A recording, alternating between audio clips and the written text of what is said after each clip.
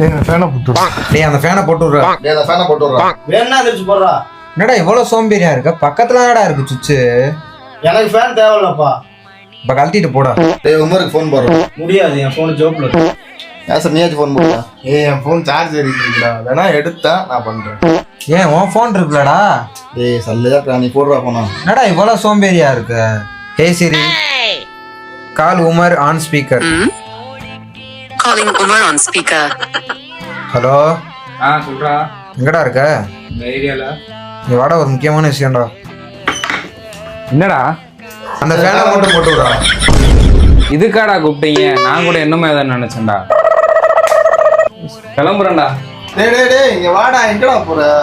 என்னடா என் phone charge ஏறுதா, அதை மட்டும் எடுத்துக்கிறா. என்னடா இவ்வளோ சோம்பேறியா இருக்கீங்க?